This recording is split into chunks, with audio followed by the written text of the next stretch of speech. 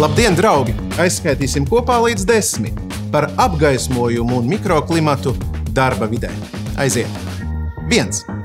Nepietiekams apgaismojums var likt darbiniekam atrasties piespiedu pozā, tādā veidā radot ne tikai redzes, bet arī kakla daļas un muguras problēmas. 2. Cilvēka acī vistīkamākā ir dabiskā, saules un mākslīgā, lampas apgaismojuma kombinācija. 3. Lai izvairītos no apžilbšanas, mākslīgās gaismas ķermeņi jānovieto augstāk virs redzes leņķa. Monitors būtu jānoregulē tā, lai tas neradītu atspīdumu, bet loks jānodrošina ar žalūzijām, kurām var regulēt gaismas caurlaidību. 4. Darba telpas ir regulāri jāmitrina un jāveidina.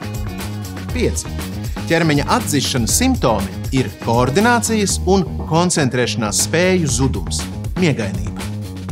6. Cilvēka ķermeņa temperatūru ietekmē ne tikai gaisa temperatūra, bet arī gaisa mitrums un kustības ātrums, vējš. 7.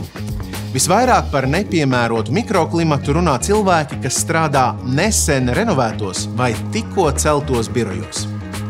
8. Fiziska darba laikā vielmaiņa ir aktīvāka, tāpēc organisms rada vairāk siltumu un vidējā gaisa temperatūra darba vidē var būt zemāka. 9. Gaisa temperatūrā no -5 līdz -10 grādiem cilvēkam bez atpūtas siltumā nevajadzētu strādāt ilgāk par 90 minūtēm. 10.